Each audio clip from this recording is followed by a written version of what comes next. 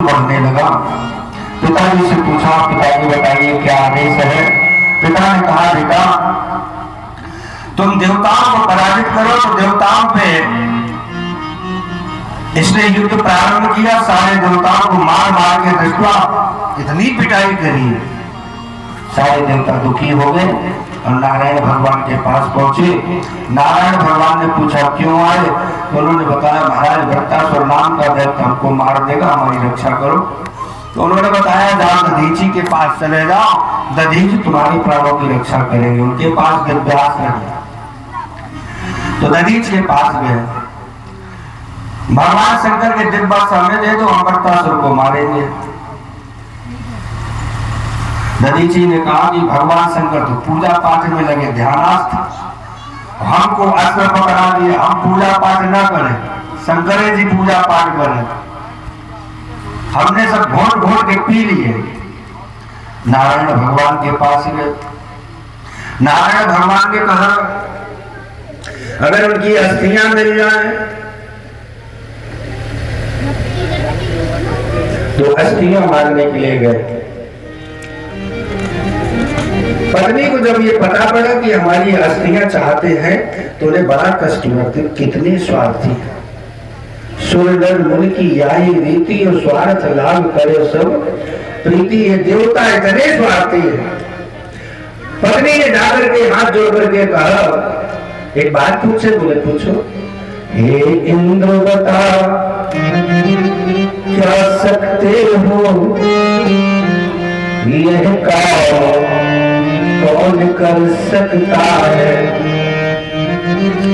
हे इंद्र बता क्या सकते हो, यह काम कौन कर सकता है। और किसको जीने की चाह नहीं, किसको जीने की चाह नहीं, अपनी हड्डी दे सकता है। किसको जीने की चाह नहीं, अपनी हड्डी दे सकता है। कौन नहीं जीना चाहता, सभी तो जीना चाहते हैं। और फिर हमारे पति के प्राण चाहते। गर्भवती पत्नी थी इनकी, दधीच की। लेकिन दधीच ने कहा, देव काल में हमारा शरीर आधा जाने दो। बालक गर्भ से प्रकट हुआ, उसे पीपल की खोज में रख दिया, पीपल की रक्षा में कर दिया। इसी बालक का नाम पिपलायन आगे पड़ा। दधीच ने अपना शरीर त्याग दिया। सारे 3 अस्त्र बने। एक का नाम सारंग पड़ा, एक का नाम गांडीव पड़ा, एक का नाम पिनाक पड़ा, आधा था। और वज्र जो बना मित्र को दे दिया। वज्र को लेकर के देवताओं ने वृत्तासुर पर आक्रमण किया। युद्ध प्रारंभ हो गया। सायंकाल की बेला आ गई, सूर्य अस्ताचल की ओर जा रहे थे। इसी समय इसने आंखें बंद कर ली और भगवत स्मरण करने लगा। ओम विष्णुवे नमः, ओम विष्णुवे नमः, ओम नमो भगवती वासुदेवाय, ओम नमो भगवती वासुदेवाय, वासुदेवाय नंदनंदनाय, वासुदेवाय नंदनंदनाय, ओम नमो भगवते वासुदेवाय, नमो भगवते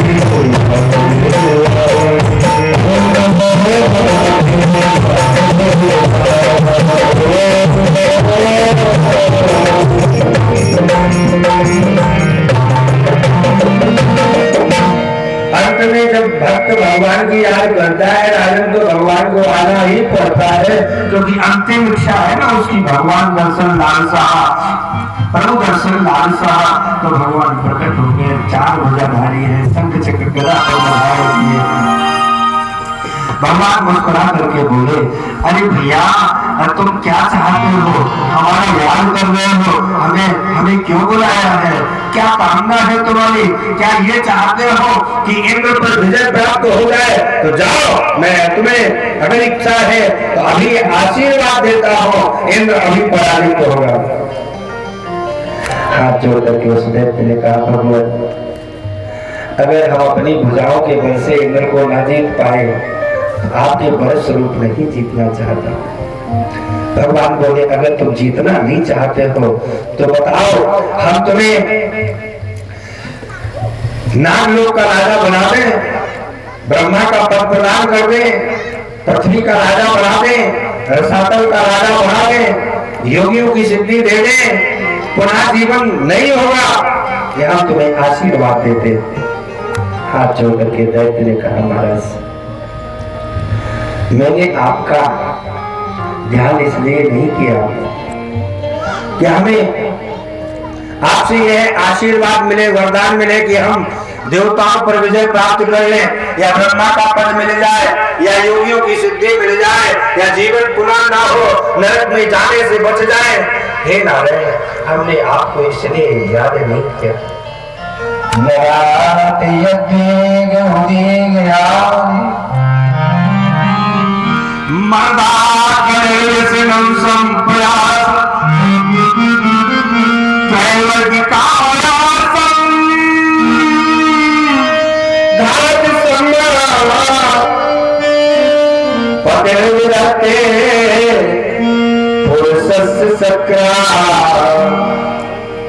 भगवान हमने आपको इसलिए बुलाया कि हमारे अंदर कोई राग ना हो, मेरे अंदर कोई उद्वेग ना हो, किसी के प्रति मेरे अंदर अभिमान ना हो। मर्दा अगर आप देना चाहते तो ये आशीर्वाद दे दें कि जितनी भी हमारे अंदर व्यसन है, मर्दा विष्णा सब प्रयास, बिना प्रयास के सारे व्यसन समाप्त हो जाए। हमारे अंदर कोई व्यसन न रहे, हमारे अंदर कोई वासना न रहे जिससे हम मरे तो उपासना करना पड़े, क्योंकि हम जानते हैं कि इंद्र एक नरेश की हड्डी का वजन लेकर के युद्ध के मैदान में उतर गए। हमें मरना निश्चित है। एक गोविंद, मैं ये चाहता हूँ कि मैं कोई वासना लेकर के ना मरो, जिससे हमें अगले जन्म में उपासना करनी पड़े। उपासना इसलिए की जाती कि वासना मर जाए। मर्दा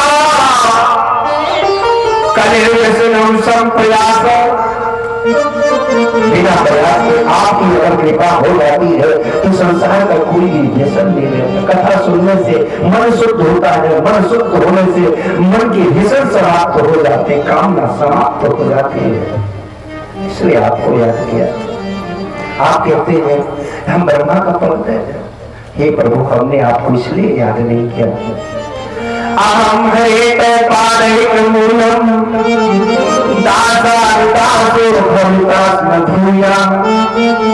अगर आप वास्तव में हमें देना चाहते हैं तो आप अपने दास के दास का चरण स्पर्श करा दीजिए। अपने चरण दे या न दे, पर अपने दासानुदासो अपने दास के चरणों का एक सेवक बना दीजिए। भगवान ने कहा कि तो हमारे चरण नहीं पकड़ना चाहते हो, मेरे दास के चरण क्यों पकड़ना चाहते हो? बोले महाराज जैसे करंट ना काम करे, जिसको करंट लग रहा हो और उसे कोई छू ले तो जैसे करंट जितना लग रहा है उससे दोगुना करंट छूने वाले को लगता है। तो जो भक्त आपको स्पर्श किए हैं, जो भक्ति का संचार उसके अंदर हो रहा है, और जो भक्त के चरण को पकड़ लेंगे, आपके भक्त के चरण को पकड़ लेंगे तो महाराज हमारे अंदर दुगना प्रभाव फैल जाएगा।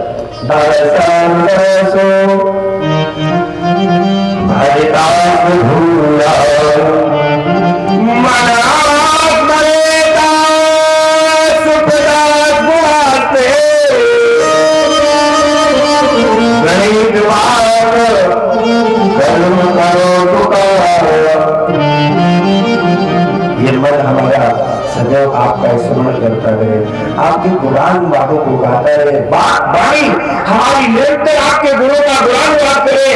यही दे दो करोड़ पाया, मैं जो पाया है ये शरीर है, वही कर्म करे जिससे आपकी प्राप्ति हो जाए। आप कहते हैं आपको नांगलों का राजा बना दे, न नागपृष्ठ्यम न च पारमेष्ठ्यम न सार्वभौमम न रसाधिपत्यम न पुनर्भवम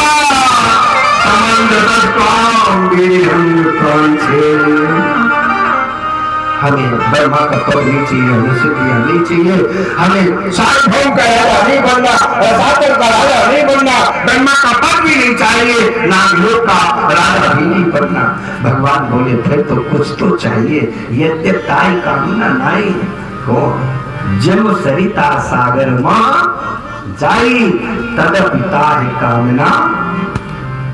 ये सरिता सागर में भगवान मिल जाती है, क्या उसे कुछ कामना? मीठा जल ले करके खारी सागर में मिल जाती है, क्या उसे कुछ कामना है कि वह सागर के जल को मीठा करेगी? भगवान बोले ना ना।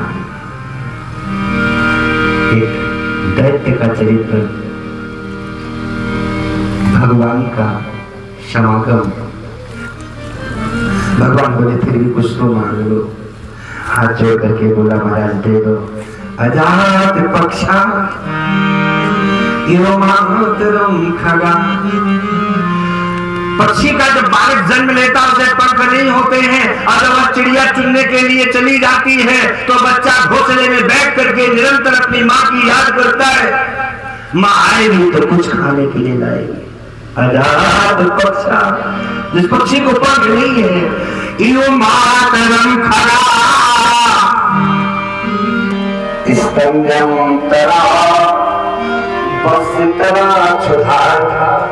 जैसे गाय चलने के लिए चली जाए और बछड़ा खूंटे में बंधा हो, और बछड़ा दिन रात अपनी माँ की दिन भर माँ की याद करता, माँ आएगी दूध पिलाएगी। स्तंभम तरा बस तरा छुधार था। बछड़ा जिस प्रकार से अपने दूध पीने के लिए माँ की याद करता है, प्रियम प्रिय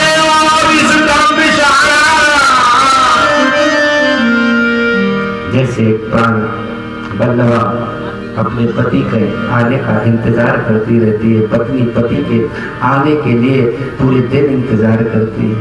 प्रियम प्रिय विष्णु विशाल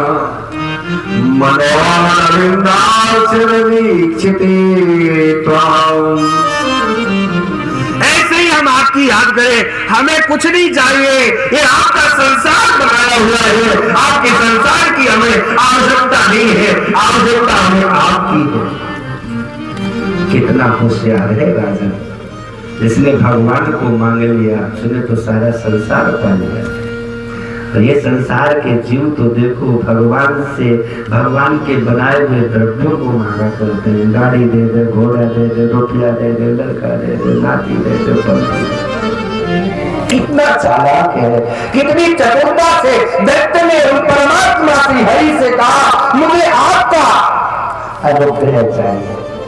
9 ग्रह हैं, चंद्रमा, सूरज, मंगल, बुध, बृहस्पति, शुक्र, शनिश्चर, राहु, केतु, 9 ग्रह।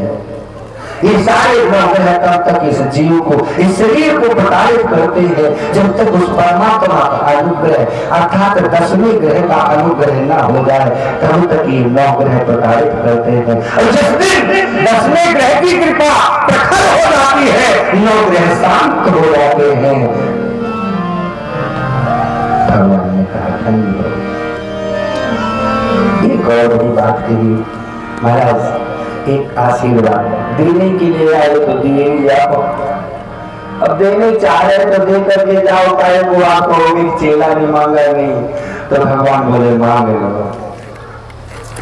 तो बोले महाराज हमें चाहे कुछ बनाना, ममोर श्लोक जले सुसख्यम संसार चक्रे भ्रमता सुकर्मभि तुम मायात्म मजांगे स्वसक्त चित्तस्य नाथ भूया।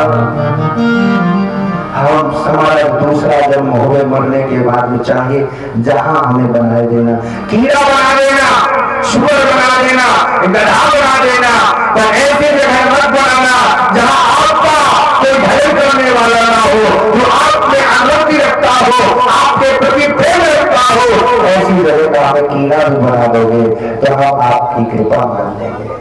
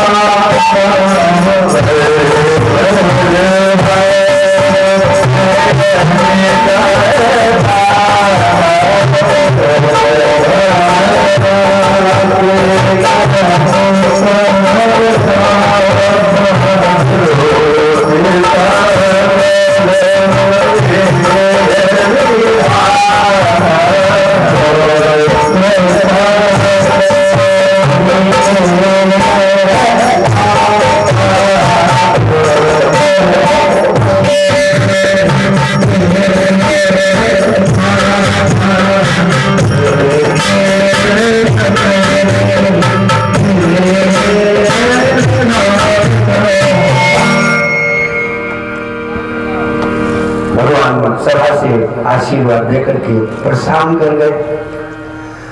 वृत्तासुर ने कहा चलाओ वज्र संहार कर दो। हम जानते हैं एक ऋषि की तपी हुई हड्डियों का प्रहार करने से इस वृत्तासुर का कल्याण हो जाएगा। मत सोचो कि हम तुम पर विजय चाहते, प्रहार करो। इंद्र ने वृत्तासुर पर वज्र का प्रहार किया, प्राण निकल गए। तो उन्होंने पूछा महाराज जी बड़ा ही दैत्य जरूर था लेकिन भगवान का परम भक्त था। तब उन्होंने उनके पूर्व जन्म का चरित्र वर्णन किया, कौन था, कैसे इसे दैत्य बनना पड़ा, पार्वती मैया ने कैसे साथ दे दिया। फिर अदिति की संतानों का वर्णन हुआ। कश्यप ने एक दिन दिति से कहा शुद्ध होकर के अपने घर में रहो, पुत्र की प्राप्ति होगी, पवित्रता से रहो तो इंद्र को मारने वाला बेटा होगा। तुम्हारे बेटा वृत्तासुर को मार दिया और वृत्तासुर से भी भगवान पुत्र पैदा होगा अगर तुम पवित्रता रख करके अपने घर में रहो और रहने के पश्चात में शुद्ध रहना, झूठे मत रहना। तो उन्होंने पुरुषों व्रत किया और बड़ा पवित्रता से रहती है, सोती है तो पहले मुंह साफ कर लेती है, खाना खाती है तो कुल्ला जरूर करती है, मुंह झूठा नहीं रहने देती, पवित्र है। सत्य बोलती है तो सत्य बोलती। बेटा ऐसा चाहिए बलवान महेंद्र को मार दे तो तरसते ही भविता भद्रे इंद्र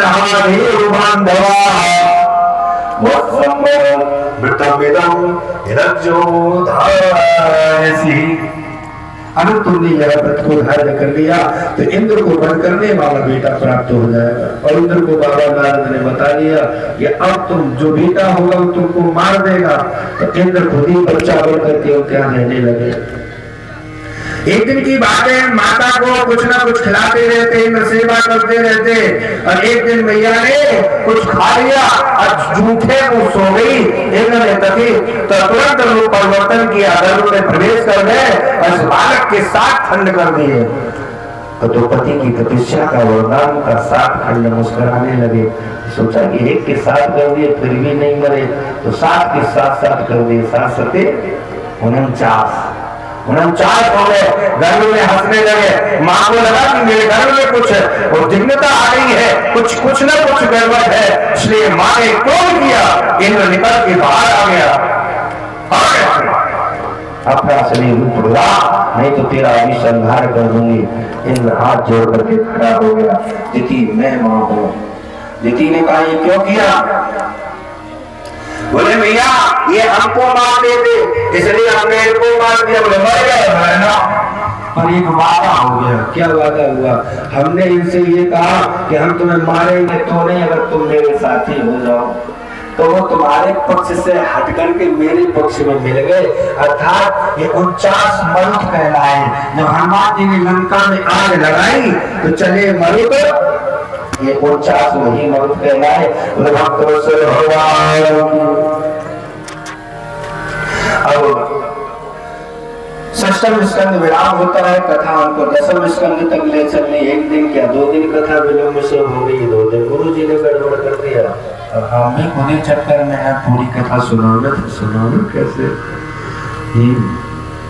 अतः हमें कभी कभी तो याद आ जाता कि हमारे गुरु जी हमारी कथा जब तैयार करवा रहे तो जब कुछ नहीं आवे तब कह दिया करो।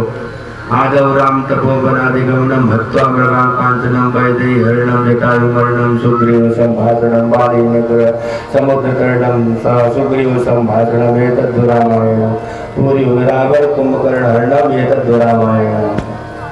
और हमको ये तो रामायण का तो सिखाया और भागवत जी का भी सिखाया, हम खुद ही चक्कर में है। चलिए सप्तम स्कंद शुभारंभ होता है। सप्तम स्कंद में नारद जी महाराज युधिष्ठिर के पास जाते हैं और जय विजय के जीवन की कथा शुभारंभ होती है। एक विष्णु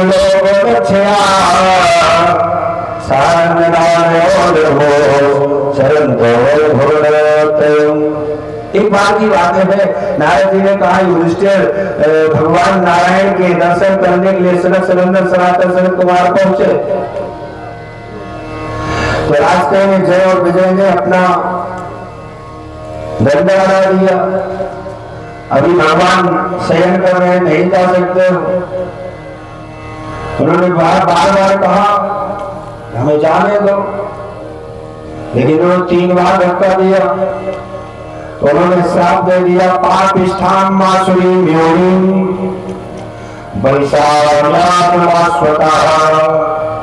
तुम्हें पाप योनि प्राप्त हो जाए तो पापी हो जाओ। तो यही एक जन्म में हिरण्यकश्यप बने। तो उन्होंने कहा महाराज जी ये तो हमें कथा समझ में आ रही है, अभी आप भगवान किसी के साथ अन्याय नहीं करते, चाहे दैत्य हो चाहे देवता। हिरण्याक्ष का वध कर दिया था भगवान ने, 12 वर्ष करके पूर्व में कथा श्रवण कर चुके हो। हिरण्यकश्यपु था, एक दिन उसकी पत्नी हिरण्यकश्यपु की बहू जो है रुषा रोदन करने लगी। ऐसी रोई कि दैत्य ने जब सुना कि हमारी बहू रोने में लगी है तो उस बहू को समझाने लगे, अम्मा हे बहू पुत्र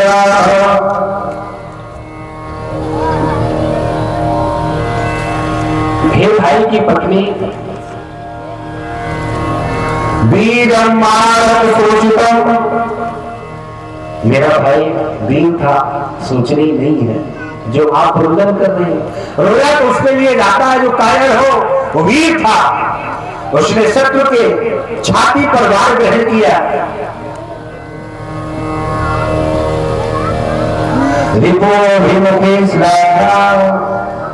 शत्रु के सामने युद्ध करते हुए अपने प्राणों का त्याग किया, इसलिए रुदन नहीं करना।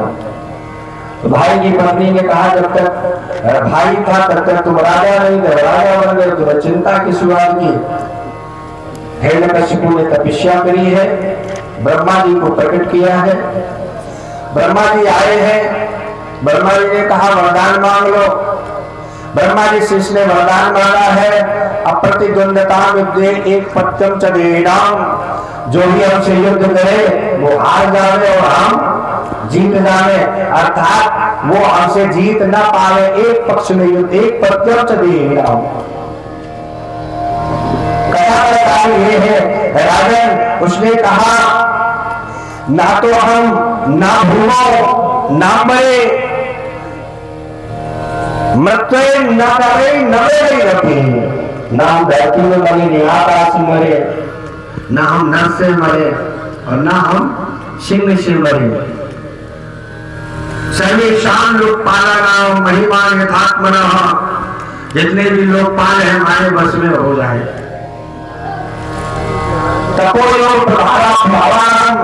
ये मेरी तपस्या का प्रभाव है जो आप आए हैं, आपने हमें दर्शन दिए। अब इतने वरदान मांग रहा है, ये अपनी मृत्यु को निश्चित कर रहा है कि हम मरे ना। अब ये विचार कर रहा है कि हम मरे ना, हम अमर हो जाए। सर्वेषां लोकपालानां, जिससे कहे वो पानी भरे, जिससे कहे वो खाना बनाए, जिससे कहे वो हवा चलाए, जिससे कहे वो आग जलाए, जब कहे तो बरसात हो जाए। सर्वेषां लोकपालानां, सारे के सारे लोकपाल हमारे वशीभूत हो जाए। भगवान ब्रह्मा ने कहा, बेटा जो तुम वरदान मांग रहे हो तो हमें भी नहीं पावर हो देने का। तुम ये सोचते हो कि ब्रह्मा मरते नहीं, ब्रह्मा को भी मरना पड़ता है, विष्णु को भी मरना पड़ता है, हाँ शंकर को भी मरना पड़ता है। इसीलिए तो अभिनीत चतुरानंद रोगी सा अभिनीत कैसे हुए, तो बहुत हुए। हम किसी को अमर नहीं कर सकते हैं, जो मृत्यु लोक में प्रकट होता है उसे मरना पड़ता है। ये किसी के पाप में प्रभाव है जो अमर कर दे। ताते में दुर्लभ पुरुषों यार भणी शिवावरणम, जो तुम बल मांग रहे हो ये दुर्लभ वरदान है, हम आपको दे नहीं सकते। हाँ तुमने जो मांगा है हमने हाँ कह दिया बेटा कि हाँ जाओ, तुम्हें कोई नर नहीं मारेगा, तुम्हें कोई मृग नहीं मारेगा, तुम धरती में नहीं मरोगे, तुम आसमान में नहीं मरोगे, तुम अंदर नहीं मरोगे, तुम बाहर नहीं मरोगे, तुम 12 महीने के किसी महीने में नहीं मरोगे, कोई भी तुमसे युद्ध करेगा वो पराजित हो जाएगा।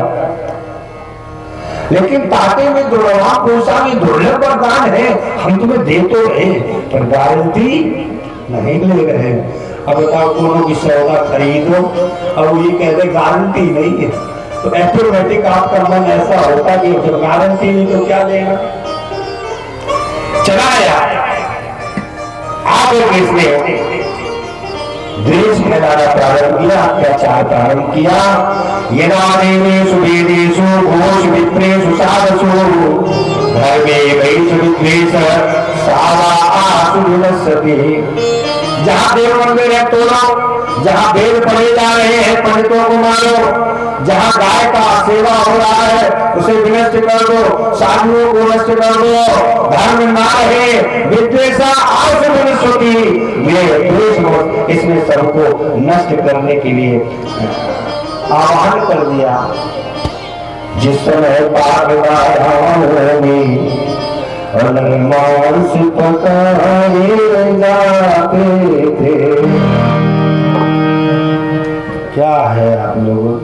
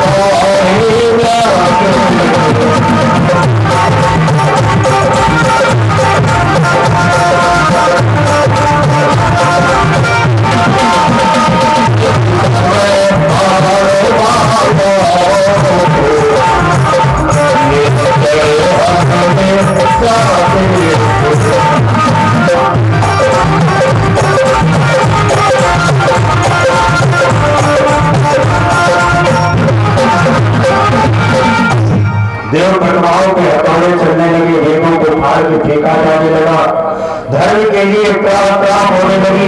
उस समय इसके घर में एक नेता पैदा हुआ जिसका नाम प्रहलाद था। प्रहलाद जी के गुरु थे, उनका नाम नारद था। ये बाल से ही भगवत भक्ति करता था।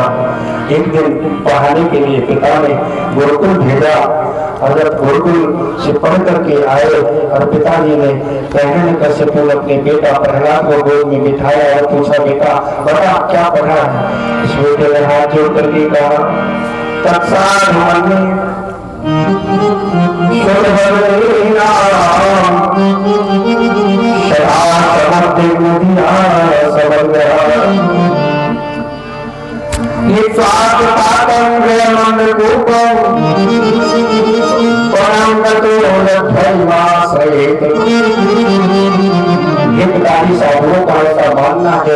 जो ये देह प्राप्त हुई है ये देवताओं को भी दुर्लभ, बड़े भाग्य मानुष तुम पावा, असुर दुर्लभ सर, सुर बल देना दुर्लभ है। इसलिए आपको पाप नहीं करना चाहिए।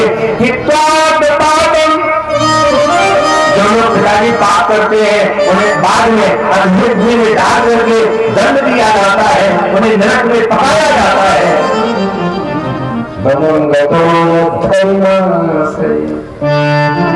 बढ़ जाइए और बढ़ जाकर के गोविंद नाम की माला जपिए, हरि का भजन करिए। जिसका विरोध कर रहा उसी के घर में दैत्याया चंदन बने प्रहलाद दैत्य तो चंदन वन है और कुल्हाड़ी इसमें प्रहलाद बन करके पैदा हो गया, पर चंदन वन को तब तक नहीं काटा जा सकता है जब तक कुल्हाड़ी में बेट ना हो। और बेट जब विष्णु बनेंगे तो अचानक ही है बन करके गिर पड़ेगा। पिता ने कहा बेटा पागल हो गए, अपने पिता के शत्रु का नाम लेते हो। पिता से बेटा ने कहा हे पिताजी वो ना किसी के शत्रु हैं ना उनका कोई शत्रु। ये तो आप अपने मन में मान रहे थे कि परमात्मा आपका शत्रु है, परमात्मा कोई शत्रु है ना, परमात्मा किसी के शत्रु है। उनके लिए सब अपने सब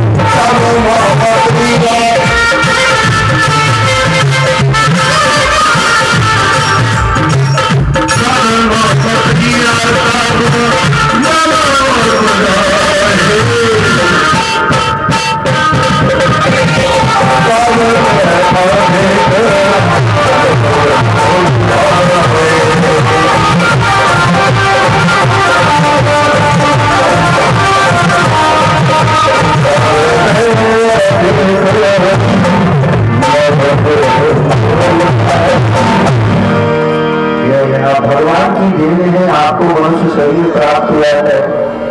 इसलिए पिताजी और से विरोध करने की आवश्यकता नहीं। पढ़ने के लिए भेज दिया, अगले साल फिर बुलाया प्रहलाद को, क्या पढ़ के आए? तो बेटा ने तो वही पढ़ाई शुरू कर दी। क्या श्रवणम कीर्तनम विष्णु स्मरणम पार सेवनम, नाना भक्ति बता दे। प्रथम भगति संतन कर संगा, दूसरे गति मम कथा प्रसंगा। अगर उनको प्राप्त करना है पिताजी तो दर्शन करो संतन के संग लागे।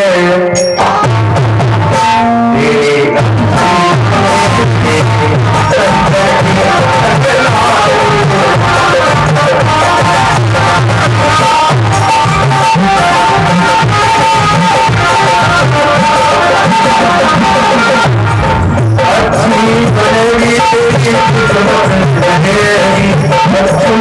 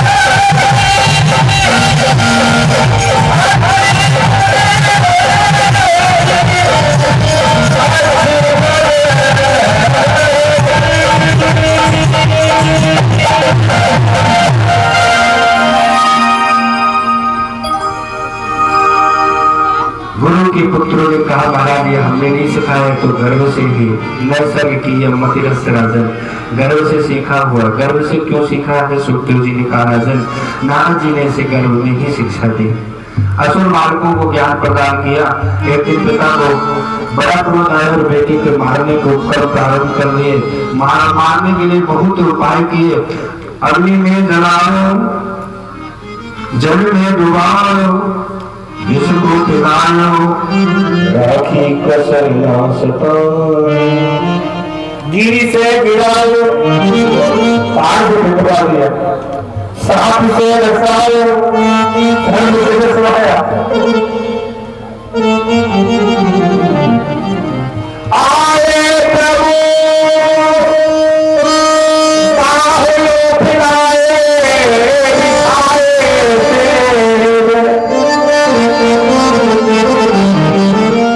अरे क्षमा करो पुत्र मुझे देर हुई आने।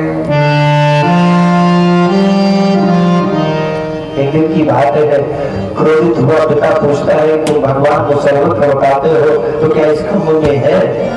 यह तत्व सर्वत्र। उसी समय उसने खम्भ को तोड़ने का प्रयास किया, गदा का वार करना चाहता था। प्रहलाद ने कहा हे पिता, आज हमारे पिताजी आपको निष्काम भाव से याद कर रहे हैं, हे प्रभु आज आपको आना पड़ेगा।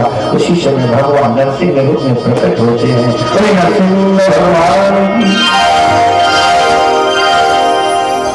कश्यपु का वध करते हैं और अपने भक्त प्रहलाद को गोद में खिलाते हैं। अरे चूम चूम कहे पुत्र, चूम चूम बार बार कहे पुत्र, क्षमा करो देर मुझे हुई आए। प्रहलाद जी ने कहा क्यों देर हुई? तो कहे गिर से गिराओ, पहाड़ से गिराया गया, जल में डुबाया, जल में डुबाया गया, किसको पिलाओ, शर्तों से नशाओ, अग्नि से जलाओ, राखी कसर ना सताओ। हे पुत्र, तुमने अपने भाव को नहीं छोड़ा, तुमने हमारे से प्रेम का संबंध त्याग नहीं किया। जो लोग अपने प्राण की चिंता किए बगैर मेरे से स्नेह करते हैं, मेरे से जुड़े रहते हैं, मैं उनके लिए अपना गोद खोल देता हूँ। प्रहलाद जी ने हाथ पीछे की ओर ले गए, बड़े कंठे देख करके प्रहलाद जी ने कहा पिताजी अभी तक तो हमने देखा कि हमारे पिता आपसे युद्ध करते रहे, लेकिन किसी भी प्रहार को ऐसा नहीं देखा जो आप पर हुआ हो। आप ही ने प्रहार कर करके उन्हें निश्चल कर दिया। ये घाव कैसा?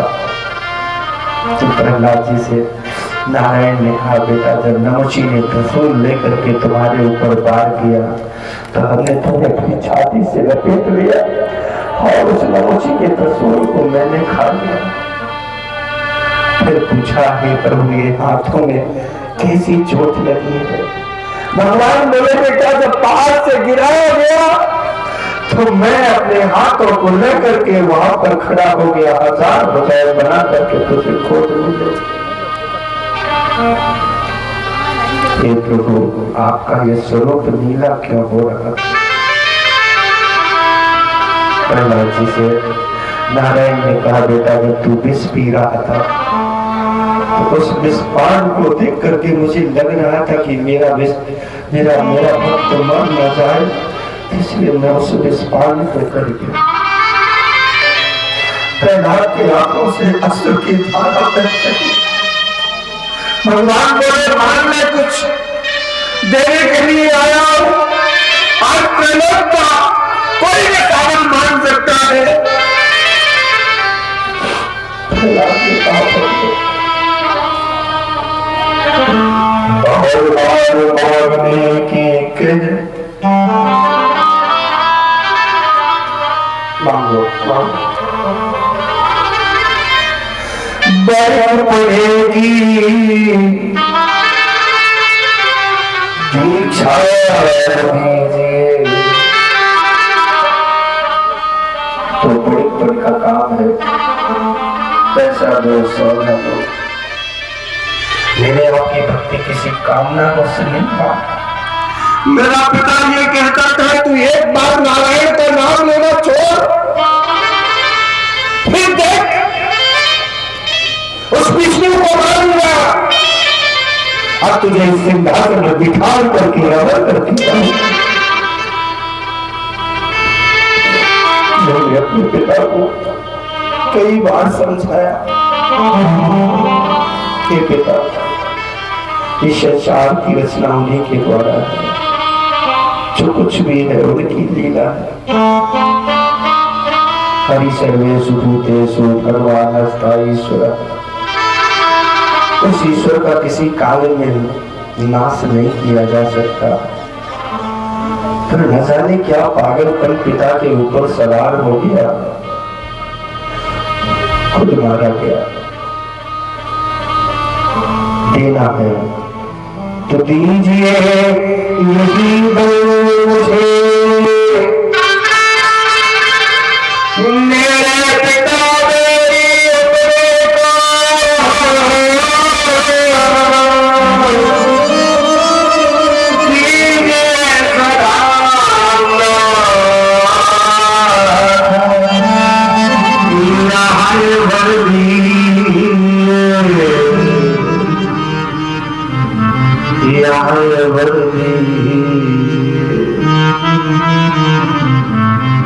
मेरा पिता जो आपका बैरी था, उसे अपना परम धाम दे दे, बस यही वरदान चाहता हूँ। भगवान ने कहा प्रहलाद, कोई भी पापी मेरे सम्मुख तभी आता है जब उसके सारे पाप नष्ट हो जाते हैं। मोर दर्श अमोल कछु नाय, मेरा दर्शन कोई साधारण थोड़ी है। षण्मुख कोई जीव मोल जबई, जन्म कोटि का विनाश है तभी, सारे पाप धुल गए, कुछ और मांग ले। प्रहलाद ने कहा महाराज हमें कुछ नहीं चाहिए, मेरे पिता को श्रद्धांजलि दे दो। भगवान की आंखों से आंसू निकले। पिता ने इतना बैर किया, पुत्र के अंदर बैर भाव नहीं। धन्य है पुत्र, पिता के इतने अपराध के पश्चात भी अगर देना चाहता है तो पिता को सुधाम देना चाहता है। जब भी पुत्रों का नाम गिना जाएगा तो प्रहलाद तेरा नाम पुत्रों में श्रेष्ठ आएगा।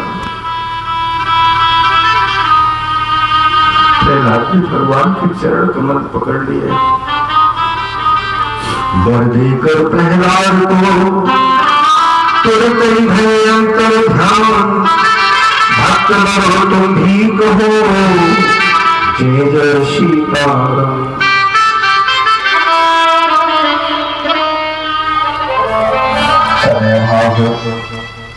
अष्टविश्वरी की ओर चलते हैं। जीव के कल्याण के लिए गजग्राह की चरित्र की कथा को कहा है। गज क्या है और ग्राह क्या है? हस्ती माने होता है हाथी और ग्राह माने होता है मगर। इस कथा में मगर ने पांव गज के पकड़ लिए। हस्ती माने हाथी और ग्राह माने मगर। अगर हम ग्राह और हस्ती को जोड़ दें तो क्या है? गृहस्थी। ये गज और ग्राह के चरित्र का वर्णन नहीं है राजन, ये सारे संसार के जीवों के घर परिवार की कथा है।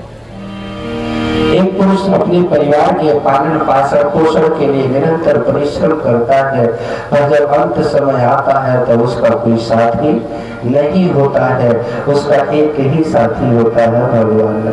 पत्नी तो चलेगी केवल मकान तक और मित्र भी चलेंगे संसार, पुत्र भी रहेगा अग्निदान तक। इसके तो आगे भजन है साथी, भजन के बिना तू अकेला रहेगा। कायम नगर का झमेला रहेगा।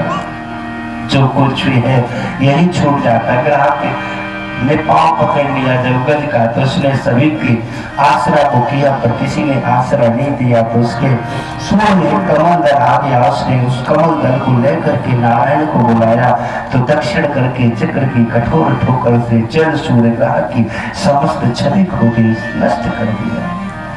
जो अंत समय में भगवान को याद करता है भगवान उसके सारे कलशों को नष्ट कर देते हैं, ग्रह रूपी पापों को समाप्त कर देते हैं और उसे वैकुंठ प्रदान कर देते हैं। आगे चल करके समुद्र मंथन की कथा का प्रारंभिकरण होता है। समुद्र मंथन कोई देवताओं और दैत्यों के द्वारा समुद्र का मंथन नहीं है, ये शरीर ही राजन एक समुद्र है। इसमें 14 रत्न है, इसमें घोड़ा भी है, इसमें विष भी है, इसमें अमृत भी है, इसमें परमराग भी है, इसमें गाय भी है, इसमें चंद्रमा भी है, इसमें लक्ष्मी भी है। सारे दिव्य के दिव्य पदार्थ प्रवेश किए हैं, पर मिलेंगे तभी जब इसका मंथन किया जाए। मंथन के लिए देवताओं ने दैत्यों ने बासुकी नाम को मनाया, मंदराचल पर्वत को लाए और जब समुद्र का मंथन किया तो राजन कुछ समय वह पहाड़ धरती में जल में समाहित होने लगा तो भगवान कमठ का रूप धारण करके प्रकट हुए। यही भगवान का कछुआ अवतार हुआ। भगवान की पहली बार में विष निकला, भगवान शंकर ने ग्रहण कर लिया। दूसरी बार में ऐरावत उच्ची सर्वा नाम का घोड़ा निकला, बलि को दे दिया गया।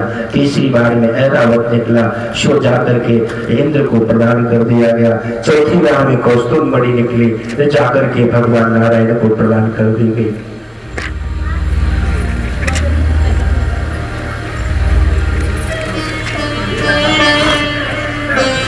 की अप्सरा निकली, देवताओं को मिली गई।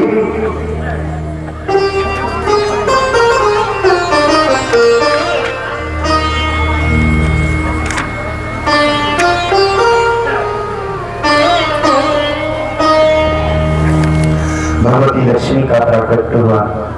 देवताओं ने कहा हम लेंगे, दैत्यों ने कहा हम लेंगे भगवान बलदेव को। ये नारी है, इस पर किसी का बड़ाई अधिकार नहीं हो सकता। ये स्वेच्छा से जिसका वर्णन करे उसी की होगी।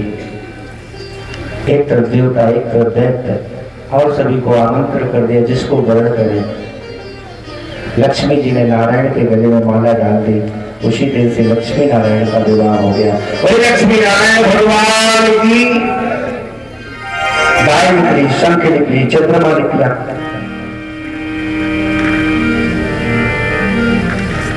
अब की बार भी धन्वंतरी जी महाराज लेकर के कलश प्रकट हुए। बलि का पुत्र जयंत छुड़ा करके भाग खड़ा हुआ, सारे दैत्य उसके पीछे गए।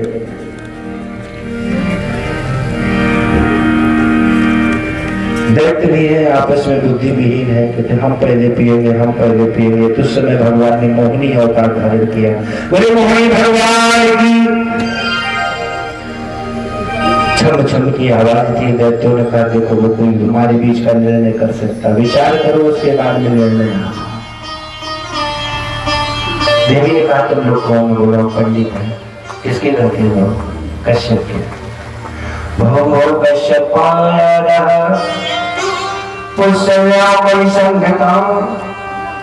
विश्वास पंडितो जातु कामिनी शुभयाति। कामनी स्त्री का भरोसा करना अच्छी बात नहीं है, लेकिन आप तो बिना तो देवता भी आ गए। समुद्र मंथन से अमृत निकला है, अकेले लेकर के भागे, दोनों को पिलाओ। तो भगवान ने देवता दैत्यों को सुरा पिला दी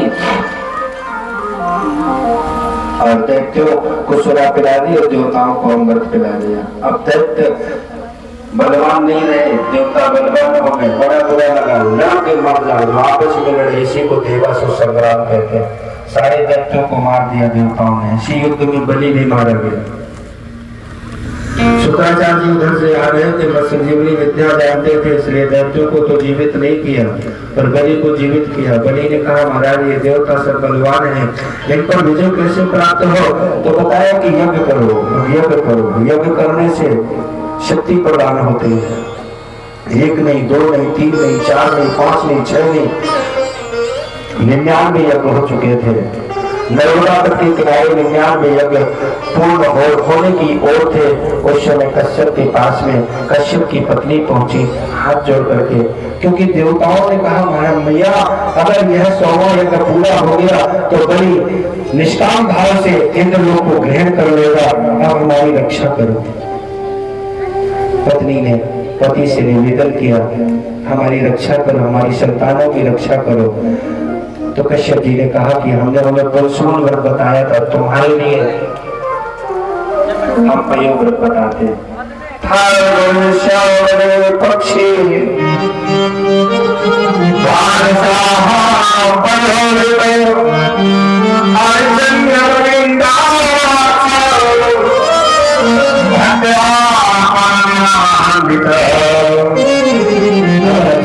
चाहती तो फागुन के महीने में शुक्ल पक्ष से द्वादशी तक भगवान केशव की आराधना करो।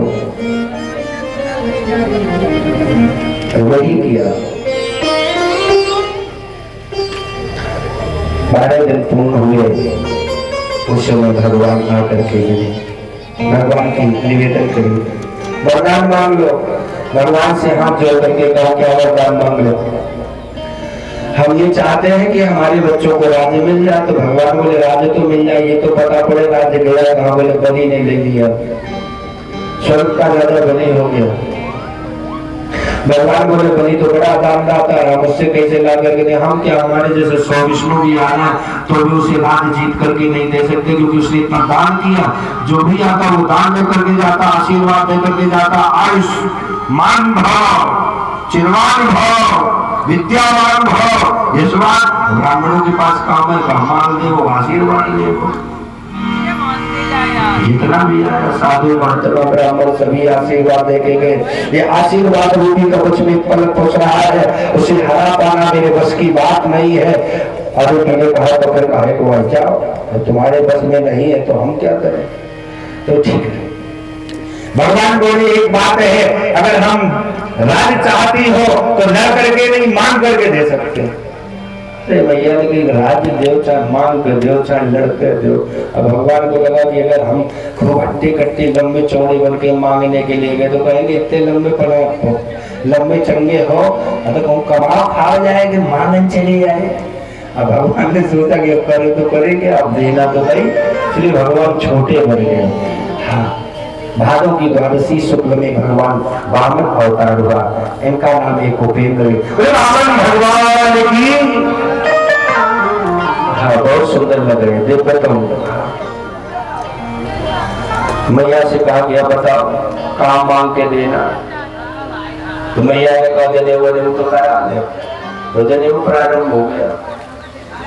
जदौ कृष्ण जन्म भूमि दंडम सोमो बृहस्पति बृहस्पति ब्रह्मसूत्र मेखला कश्यपूर। बृहस्पति ने ब्रह्मसूत्र दे दिया, मेखला कश्यप ने दे दी, और कौपी माता ने दे दी, कमंडलू ब्रह्मा जी ने दे दिया, कुछ सप्तर्षियों ने दे दिया, और माला देवताओं ने दे दी, और भिक्षा का पात्र माता अंबिका ने प्रदान कर दिया। जाओ मांगो। जनेऊ में 7-5 घर मांगे जाते ब्राह्मणों के। भगवान को 7-5 वाले नहीं, एक घर बता दे उनमें मामला निपट जाए। 7-5 घर नहीं मांग पाएंगे तो फिर मांगते ही रहेंगे। एक घर बता दो। तो मैया ने कहा मैं अभ्यास कटम सोचे नर्मदा नदी पर बलि यज्ञ कर रहा। भगवान वहां चल दिए, खट्टपट्ट यज्ञ हो रहा, सुहा सुहा। और जैसे ही खट्टपट्ट की आवाज आई सब बलि ने कहा गुरुदेव शुक्राचार्य थोड़ी देर के लिए हमारा मन हो रहा है कि खट्टपट्ट घंटी जैसी बजती, मेरी कान विवल हो रहे, आकर्षित हो रहा है, मन केंद्रित हो रहा है, कोई आ रहा है। और जब भगवान आते हैं तो ऐसे ही होता है, मन दवाई हो जाते हैं। सब ग्रह तारा नक्षत्र शम अपनी दिशा में चलने लगते हैं। अब तो भगवान आ रहे थे और बलि का यज्ञ आज पावन होने के लिए जा रहा था। राजा जी उसी समय शुक्राचार्य जी ने कहा बेटा जाओ पर जल्दी आ गया। आनंदित होकर के निकला और जैसे ही भगवान को देखा और भगवान को देख करके देखते ही रह गया।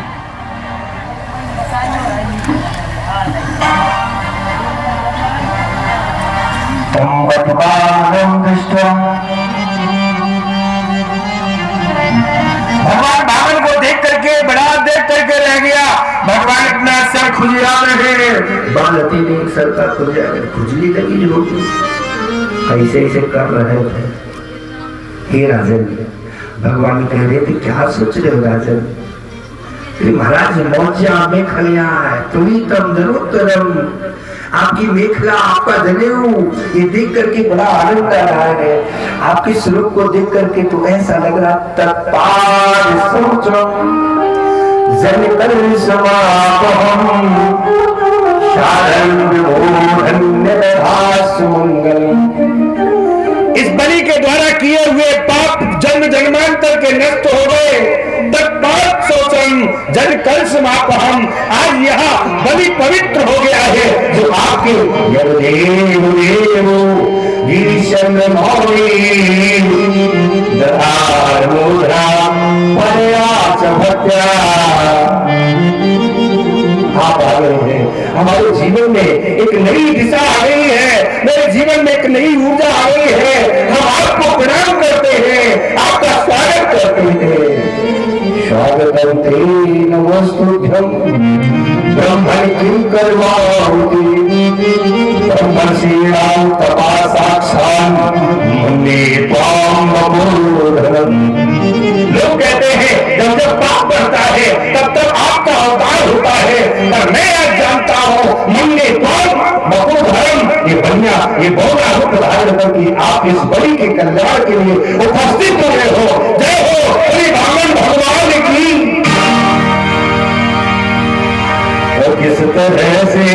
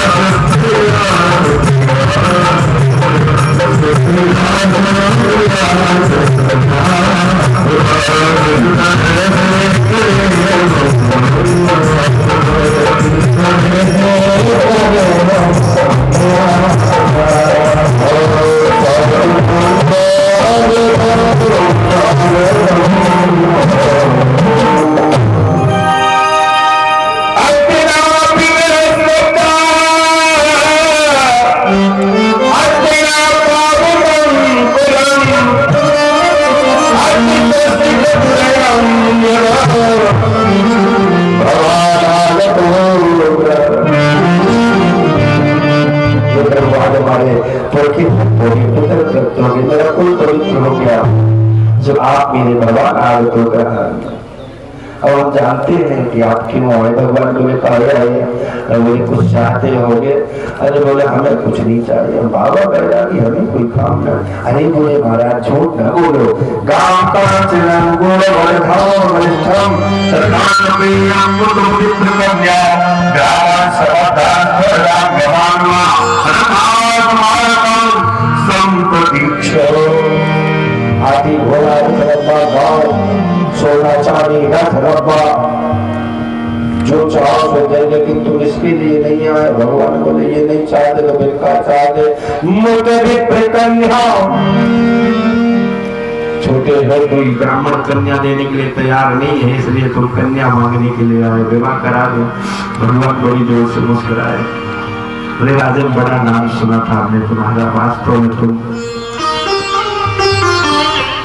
जैसा सुना वैसे ही पाया। राजन हम दूर से आएंगे, राजन हम दूर से आएंगे, और चारों दिशा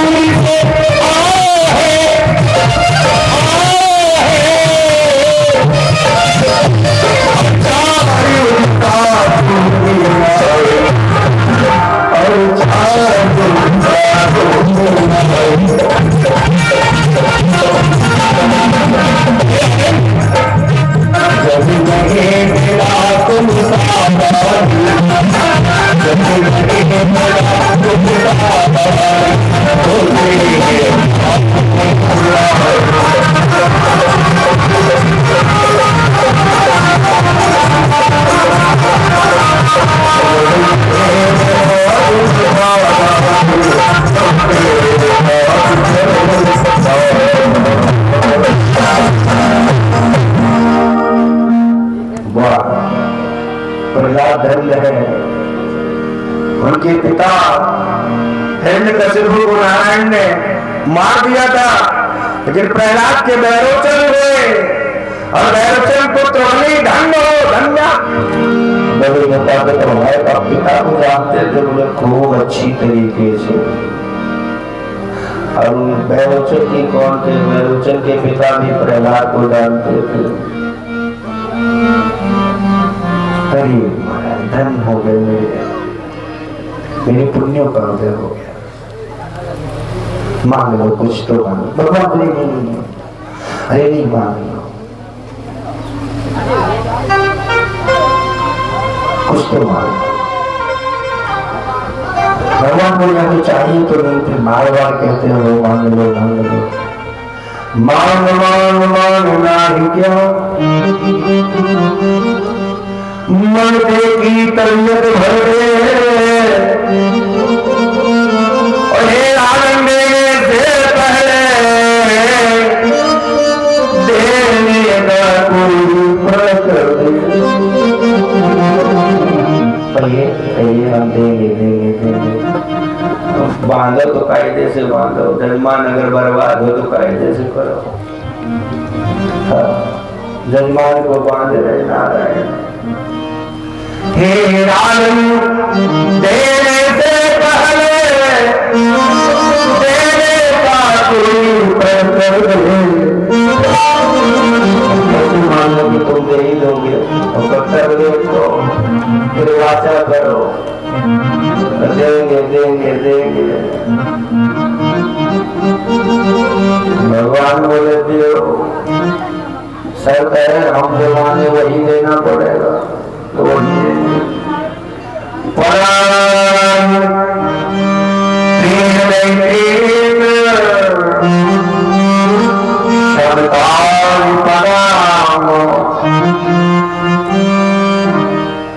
मैं अपने पांव से 3 पांव पृथ्वी चमम पराम, मेरे पांव से।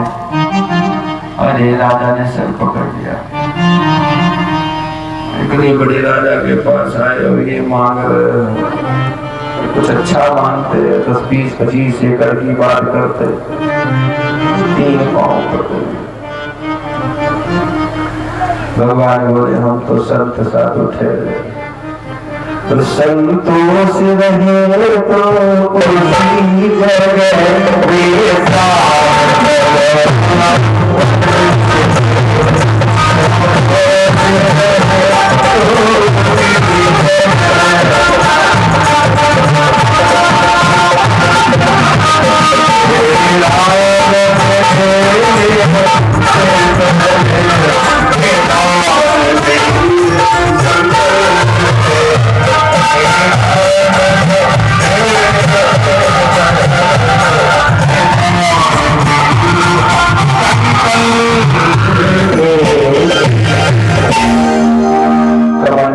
निकालने के लिए तैयार हो, हमने हाथ बढ़ाया, चलो मांग ले। 3 जो मांग रहे तो गुरु जी को लगा कि चले देखे। चेला बहुत देर हो गया है, लेकिन लग गए।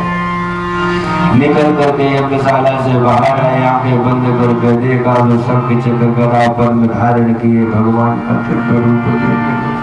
अरे बोले राजन ये क्या कर रहे हो? बोले संकल्प कर रहे हो। आए रुके, अरे बोले इन्हें जानते हो दान किसको दे रहे ये जानते हो? बोले हम तो नहीं जानते। बोले इस लोचनी साक्षात भगवान विष्णु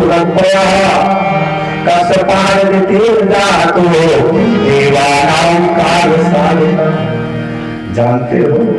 बोले ना। बोले कश्यप और अदिति के बेटा है, इनका नाम बामन जरूर है, लेकिन देवा नाम का साधका देवताओं के काम बनाने के लिए आए, एक सर्वोपरि है। हाँ क्या कहा बोलते? एक त्रिभुवन पति है, ईश्वर रोचनी साक्षात तीनों लोग का मालिक है। बड़ी ने सोचा कि तीनों लोग का मालिक मांगने आया तो काहे पीछे हटो। अरे गांव को राजा महाराजा आप तो पीछे भी हट जाते। गुरुजी ने कहा अब क्या विचार है? बाबा भगवान की तरफ देखकर भी कहते महाराज जल छोड़ो, जल छोड़ो। चेला समझ में नहीं आ रहा।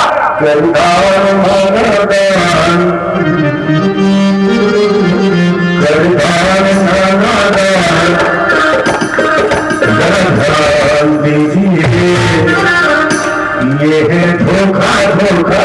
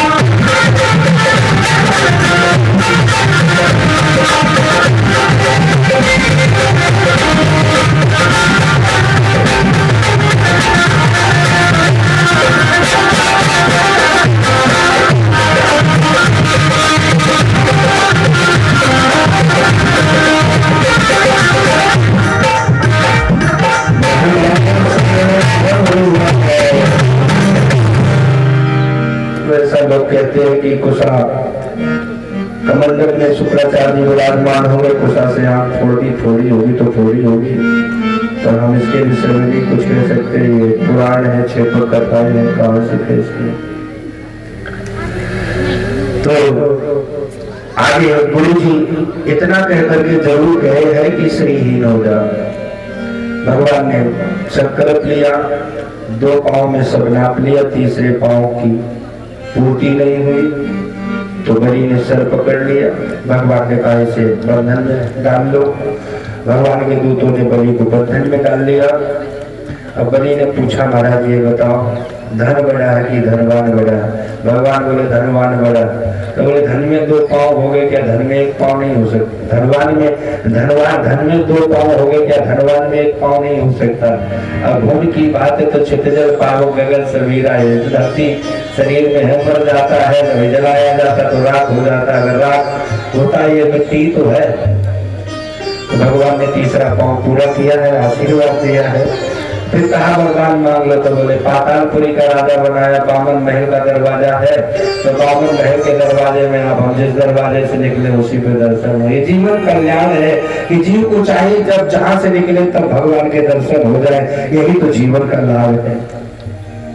बलि के जीवन का लाभ यही था कि जिस दरवाजे से निकलता है उस दरवाजे पे भगवत दर्शन होता है। ये कहते हैं जीवन का अभ्युदय होना।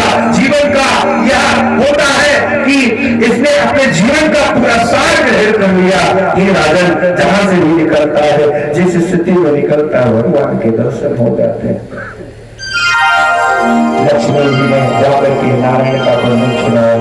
आगे चल करके मत्स्यावतार की कथा होती है। सत्यवत नाम के राजा को मत्स्य बन करके भगवान कल्प के अंत में 11 प्रवेश करते हैं और मत्स्यावतार होकर के सत्यवत की रक्षा करते हैं। बोले मत्स्य भगवान की।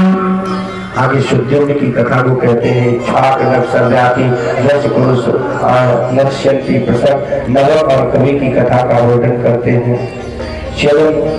ऋषि को सुकन्या की प्राप्ति होती है। नारद के पुत्र अम्बरीश की कथा का वर्णन करते हैं। दुर्वासा का दुख निवृत्त होता है। इस प्रकार से शंकु हरिश्चंद्र के जीवन की कथा का वर्णन होता है। सदन के 60,000 पुत्रों का वर्णन होता है। भगीरथ जी के द्वारा गंगा लाई जाती है और गंगा लाने के पश्चात में उन 60,000 पुत्रों का जो कपिल के द्वारा संहार हुआ था उसका उद्धार होता है। आगे चल करके खटवान नाम के राजा हुए।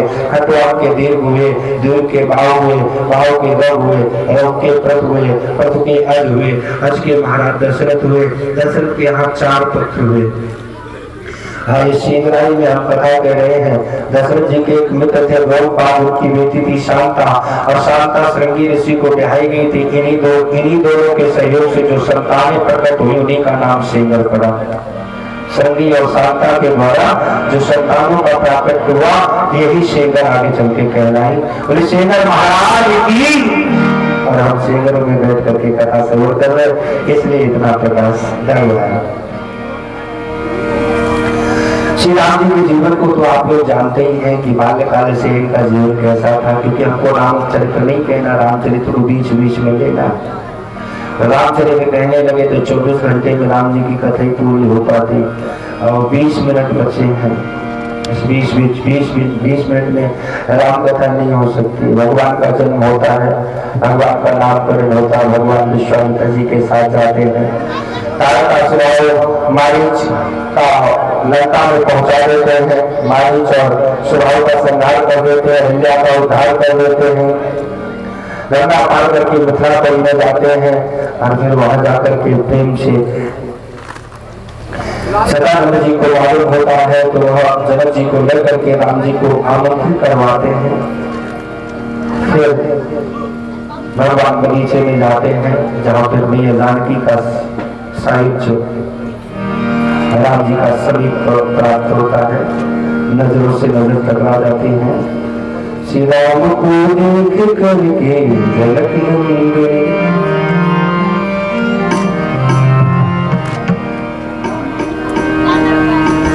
राम को देख करके झलक नंदनी बाद में जा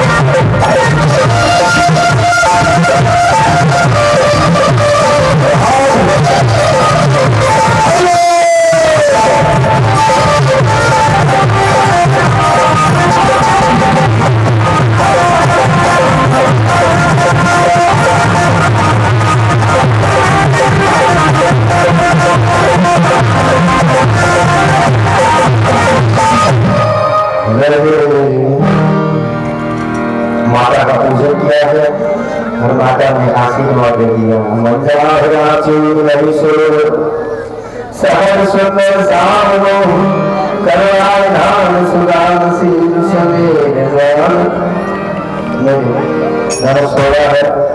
माल्या अर्पण हुआ है, प्रसाद जी आए हैं, शादी में धनुष को दिया है, राम जी ने चढ़ाया है, घर आए हैं, चारों भाइयों का विवाह करके सुख से राम जी नहीं रह पाए, वनवास प्राप्त हुआ था। सुमंत के साथ में वनवास की ओर प्रस्थान किए हैं। गांव के लोग भी साथ में चल दिए हैं, लेकिन कहते हैं ईश्वर रात के ही वक्त भगवान सुमंत को डराते हैं, कहते हैं ये सुमंत को मंत्री रथ इसी समय तैयार करो, तमसा के रहते हे मंत्री तमसा नदी के पार करो। तमसा नदी को पार करते हैं, निशाचर से मुलाकात होती है, गंगा जी पार करते हैं, गो को वापस कर देते हैं, सुमंत जी भी वापस हो जाते हैं। आगे महर्षियों के आश्रम में, भरद्वाज जी के आश्रम में पहुंचे हैं। चित्रकूट में 12 वर्ष के लिए निवास किया है। आगे चलकर के ऋषियों से निवेदन किया, बताइए हम किधर जाए, तो उन्होंने आगे सारा दंडकारण्य की ओर कर दिया। वहां जाकर के भगवान ने एक दिन लीला करी, सीता जी को अग्नि में प्रवेश कराया और छाया भी सीता को प्रकट किया। एक दिन वो छाया वही सीता ने हाथ जोड़ करके कहा, महाराज ये सोने का घर है। माया ने माया को देख करके आकर्षण प्रदान कर दिया। एक बात बताओ, क्या सीता जी परम ज्ञानी होते हुए भी ये नहीं समझ पाएंगे कहीं सोने का व्रत होता है? एक कथा आपको आश्चर्य होने लगती है कि जिसे हम परम श्रेष्ठ माताओं में गिनते हैं, वह माता के अंदर ऐसी भावना प्रकट हो गई, परम पुरुष को ही आदेश प्रदान कर दिया कि सोने का व्रत होता है। और जब माया का आवरण जीवन में चढ़ जाए, माया का पर्दा जब लग जाए तो सब कुछ ऐसे ही दिखने लगता है। हिरण का वध किया गया, रावण ने सीता को उठा लिया, अशोक वाटिका में रखा आगे चल करके सीता मैया की खोज हुई, सुग्रीव से बिताई हुई बाली का निग्रह किया गया, शरौत्र की स्थापना की गई, अंगद को भेज करके संधि प्रस्ताव रखा गया। रावण नहीं माना, अपने कुकर्मों की भेंट चढ़ गया, राम ने रावण को मार दिया। लौट करके आए हैं, राज्याभिषेक हुआ है, पहला राजा रुष्टा हुआ है, राम राज्य बैठे, कई लोग हर्षित भय गए सब। राजा के बनने में हर्षित होकर के शोक चले गए। आगे चल करके निमि के वंश का वर्णन हुआ है और फिर परशुराम के वंश का वर्णन होते हुए भगवान 10वें स्कंद में प्रवेश करते हैं। हमको समय के अनुसार ही रहना है। 10वें स्कंद में भगवान सुखदेव से राजा परीक्षित जब कथा सुन रहे थे तो पहले अध्याय में भगवान बोले, हे राजा उठो, अब पानी पी लो जाकर के, भूख लगी हो तो खाना खा लो जाकर के, क्योंकि अब हम जो तुम्हें सुनाएंगे वो बिना विश्राम का विषय हो। जाओ उठो, लक्षण का करो, मलमूत्र का त्याग करो, पानी पियो, भोजन करो। और जैसे भोजन की बात कही और प्यास की बात कही, तैसे उनकी आंखों में जल भर आया। हाथ जोड़ करके बोले, महाराज अब हमें प्यास नहीं लगती, अब हमको भूख नहीं लगती। क्यों? अच्युत हरि कथा अमृत। जब से भगवान अच्युत की कथा को सुना है, अमृत रूपी कथा अमृत पान किया है, तो हमें प्यास लगना और भूख लगना बंद होगी। आपने अभी तक कथाओं में श्रवण कराया, वंशों का विस्तार सुनाया, सोम वंश की कथा सुनाई, सूर्य वंश की कथा सुनाई, और मैं जो सुनना चाहता हूँ उसे सुनाई। चरित्रम परमाद्भुतम, अद्भुत चरित्रों को सुनाया। हम आप निवेदन करते हैं, और वंशे भगवान भूत भव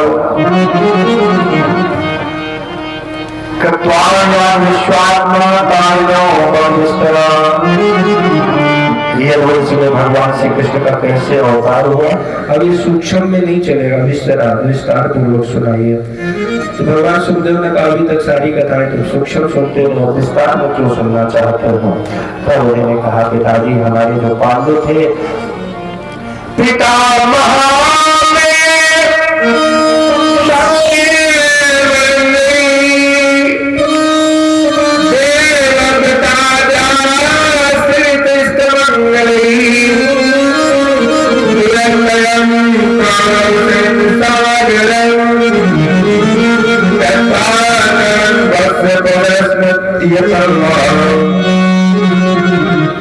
मेरे पिता जो पांडव थे वह कौरवरूपी सागर में 5 पांडव थे, और सागर में 5 मछलियों की भाग थे।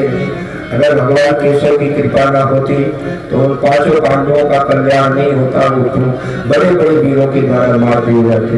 कर्ण क्या कमवीर था, द्रोणाचार्य जी कमवीर थे, भीष्म पितामह कमवीर थे, ये सब पांडवों को मारने में सामर्थ्यवान थे। लेकिन यह हमारे गोविंद की कृपा की, हमारे बाबाओं का जीवन इन्हीं की कृपा से बना रहा। तत्सत कृष्णार्पणमस्तु, अपना जीवन ही भगवान कृष्ण के चरणों में अर्पण कर दिया। देखो ना, जब सारा युद्ध समाप्त हो गया उस समय मेरे 5 भाइयों का संहार कर दिया, मेरे 5 चाचाओं का संहार कर दिया, जैसे द्रौपदी मैया के पुत्रों का संहार किया। मेरे बाबा अर्जुन ने अश्वत्थामा का मान मर्दन कर दिया। अश्वत्थामा ने मेरी माँ के गर्भ में ब्रह्मास्त्र का प्रयोग कर दिया, और ब्रह्मास्त्र से तो मैं तो खंड हो गया था, प्रवर्तित हो गया था। अगर कृष्ण की कृपा न होती, गोविंद की दया न होती, तो मेरी रक्षा होने वाली नहीं थी। इसलिए तान जिनने हमारी रक्षा करी, उनके जीवन से लेकर के मरण तक की कथा भाव निबंध होकर के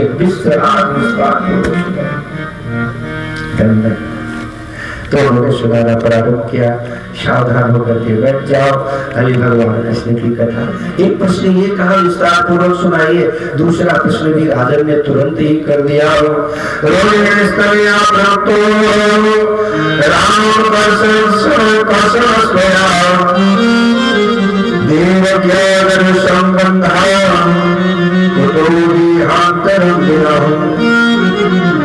ये भी सुनाइए कि हमारे बलराम जी हैं तो देवकी के पुत्र पर रोहिणी के बेटा कैसे कहना है। हाँ, देवक्या कर संबंधा को तो देहांतरम, बिना देह का परिवर्तन नहीं किया भरवी रोहिणी के पुत्र हो गए। ये आप हमको सुनाइए। कस्मान मुकुंद भगवान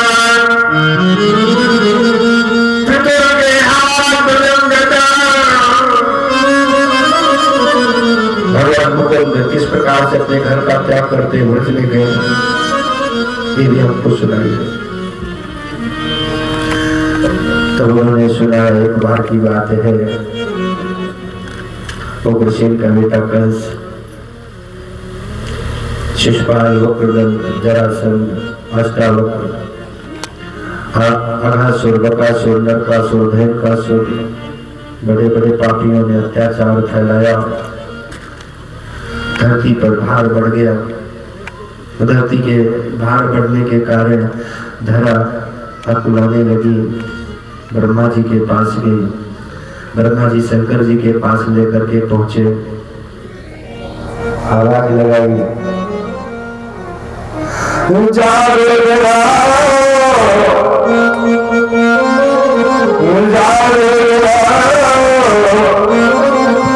जग के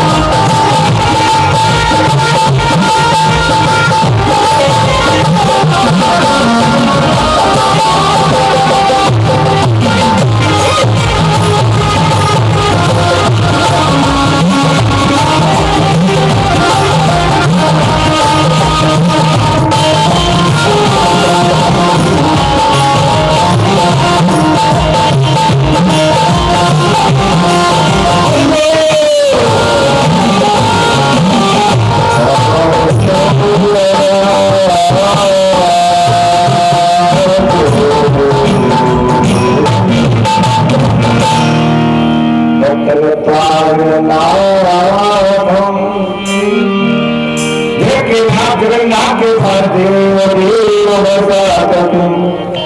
गल पर सवार होने वाले भगवान शंकर पुरुषम पुरुष शोकेन साससी सापुषा सहस्राक्षा सहस्रपाद सरोगुरु सरुत सुपाकृति सुरसांग ब्रह्मा पुरकही वीर ओम सकम जगभूतम चमा ब्रह्मा उदाम सहस्रांग गंधेनाथ रोति पुरुषम पुरुष शोकेन भगवान नारायण को पुरुष सूक्त से वंदना करते हैं। भगवान प्रकट होते हैं, धरती की तरफ इशारा करते हैं, जय नारायण।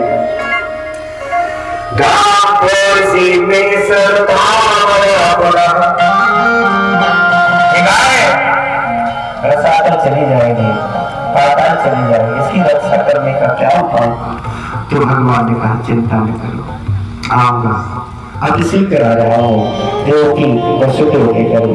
वसुदेव मेरे साक्षात भगवान प्रसाद मनुष्यते कति प्रार्थ भवन्तु संभवन्तु सुरस्त्रियः। धैर्य रखो, तुम्हें न कोई भय होगा और धैर्य होगी दुष्टहीन धैर्य धर का अभिनय होगा। धरती चली जाती है। इसी समय उग्रसेन का बेटा कंस अपनी मुंह बोली बहन और चाचा के उग्रसेन और देवक दो भाई हैं, देवक की बेटी है देवकी।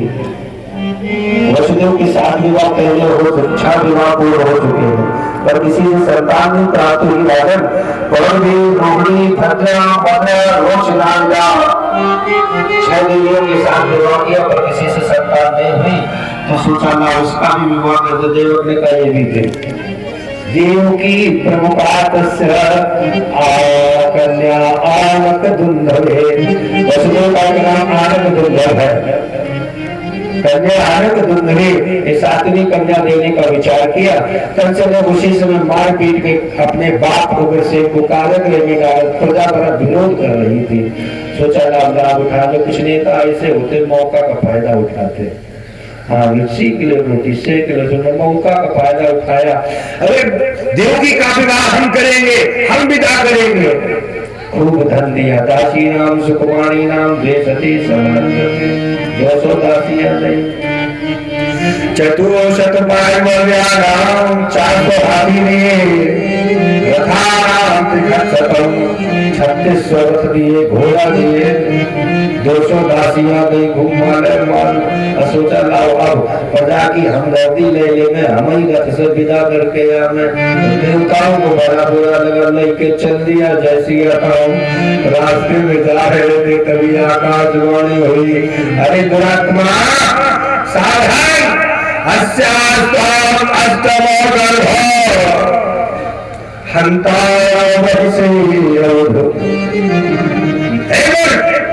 तो जिस बहन को तेरे प्रेम से विदा करना है, इसी के गर्भ का आत्मा लाल तेरा संहार करेगा। एक टुकड़ा सा खला पाप हो जाना पहले से खलता दिखावा कर रहा था। अरे कोई दुष्ट हो साधु महात्मा कपड़ा पहने पंडित बन जाए। रिकॉर्ड में भी था ही पहले ही से, ये तो बड़ा स्वरूप बनाया देवकी वसुदेव की विदाई में। उसी समय देवताओं ने इसकी हकीकत जान ली और वाणी कर दी। दुष्ट तो था ही, और जैसे ही मरने की बात आई तो ये रथ से नीचे उतर गया, घोड़ों की लगाम खींच ली, खंड पानी कसे रही, देवकी को घसीट लिया, केस को पकड़ लिया, खड़क को निकाल लिया। मारता इससे पहले वसुदेव ने हाथ छोड़ दिया। क्या कर रहा है? अभिमान सिंधु छूटा नहीं,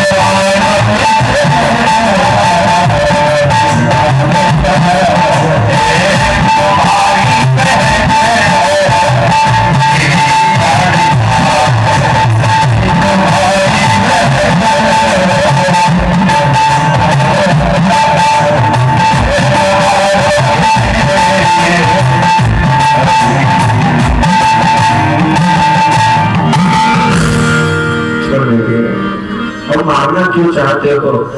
कहते इसके गर्भ का बालक जो है हन्यताम भगनी, इसका जो बहन का बेटा है वो हमें मारेगा, आत्मा बालक हमें मार देगा, इसलिए न रहेगा बास तो बजेगी भांगड़ी, न होगी देव की तो होगा आठवां नाग कैसे।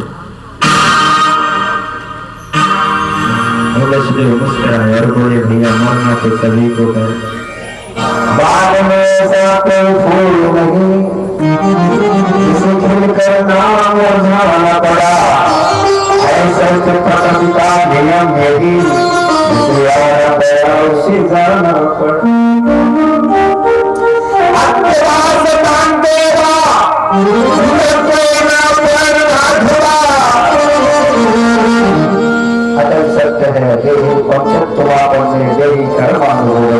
पांच तत्व से जो प्रकट हुआ उसे तो मरना पड़ेगा, और चाहे आज मरे चाहे 100 वर्ष के बाद मरे, मरना तो पड़ेगा।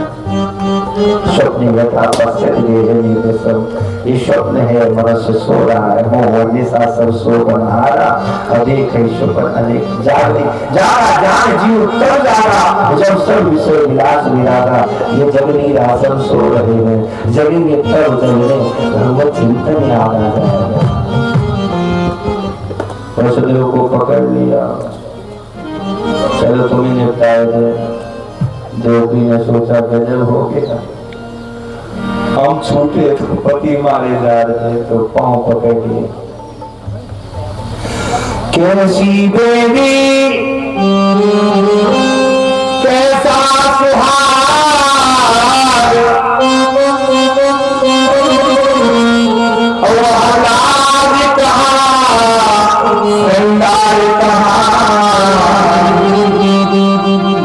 जगपति प्राणों के संतन है, जगपति प्राणों के संतन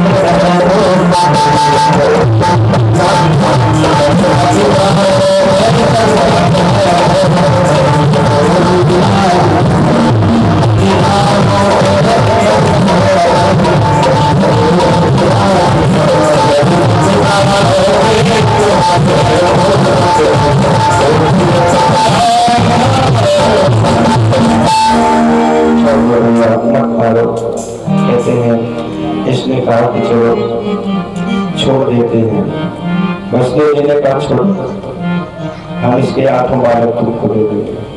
ठीक, छोड़ दिए, चले गए। और इधर भगवान की देवताओं ने कहते हैं पहला बालक पैदा हुआ, वसुदेव जी दे आए। नारद जी ने कुछ पढ़ा लिखा दिया तो पहला बालक मार दिया।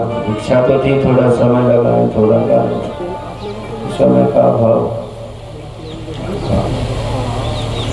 कहते हैं इस प्रकार से दूसरा बालक भी मार दिया, तीसरा, चौथा, 5वां, 6वां, 7वां बेटा जो आया तो उसे रोटी के घर में ट्रांसफर कर दिया गया। रोटी के यहाँ एक बालक जन्मा तो यशोदा मैया बड़ा ढोलक बजावे। रोहिणी ने कहा देखो इसके गर्भ में कोई बेटा नहीं, अभी देखने तक में कोई ये पता नहीं होगा कि नहीं होगा, लेकिन है तो हे भगवान इन्हें जरूर बेटा देना। बस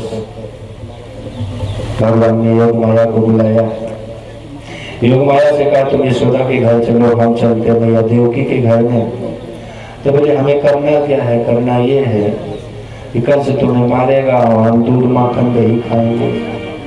योग माया ने कहा वाह तुम माल चाटो हम मार चाटे, हमारा तुम्हारा सहयोग बनने वाला नहीं, हम नहीं जा सकते। सप्तमों वैष्णव धाम भगवान ने कहा 7वें रूप में बलराम जी प्रकट हो चुके हैं, 8वें रूप में तुम जाओ, तुम यशोदा मैया के यहाँ जाओ, हम मैया देवकी के घर में जाए। दक्षिणे विभजन भद्रे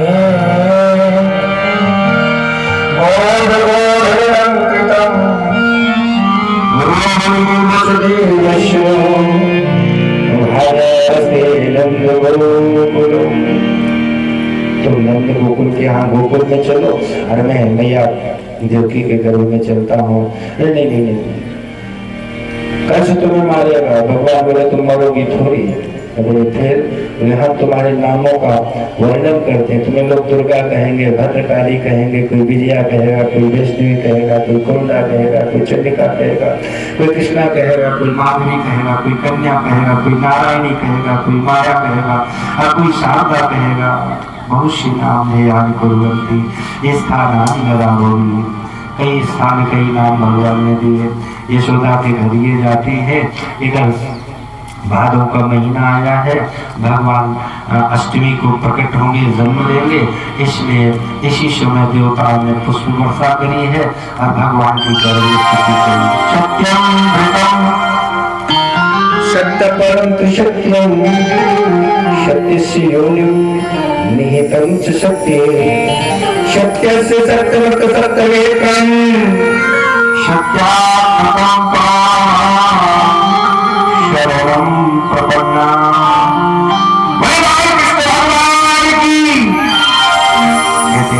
इस प्रकार से हमारे भगवान की गर्भ स्तुति करी। कंस को पता पड़ गया अब 8वां जन्म होने के लिए आ रहा है। देवकी वसुदेव को बटेसुर से पकड़वा करके कारक में डलवा दिया और इसी समय भगवान ने देवकी मैया को दर्शन दिए।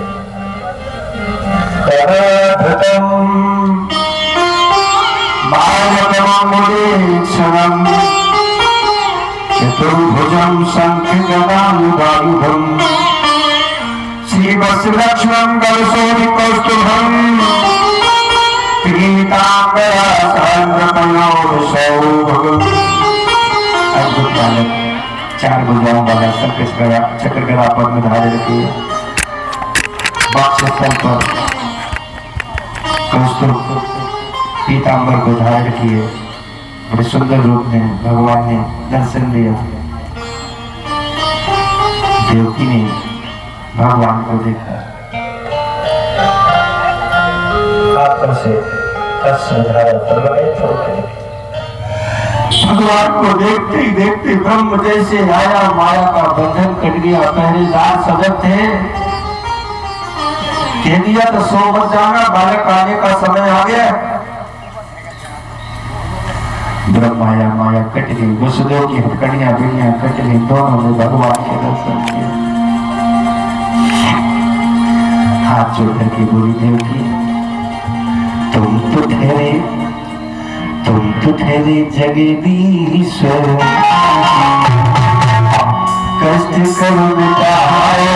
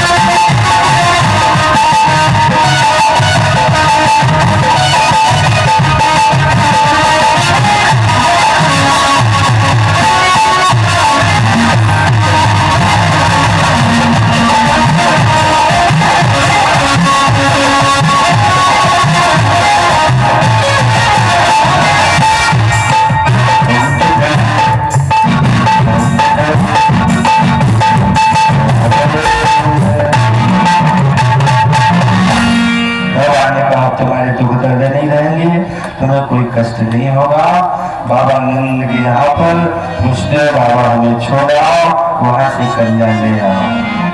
ऐसा कह करके भगवान ने दिव्य स्वरूप का त्याग किया है, बालक बन गए हैं।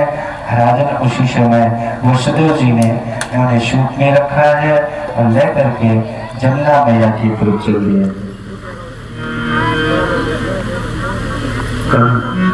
जलिए कहाँ जलिए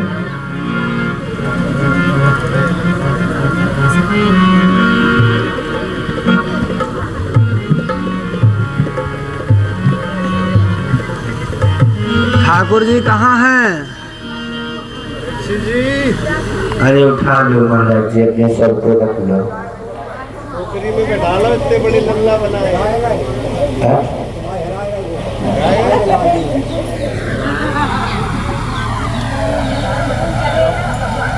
जी ठाकुर जी को बिठा करके सूप में बाबा वसुदेव चल दिए। आगे जमुना मैया है। जमुना मैया को लगा कि हमारे पति जो घर आए हैं, लाओ मिले ही दे, मैं पाँव छू ले। तो जमुना मैया धीरे धीरे चलने लगी, घुटने से छाती पे आ गई, छाती से कंधा पे आ गई।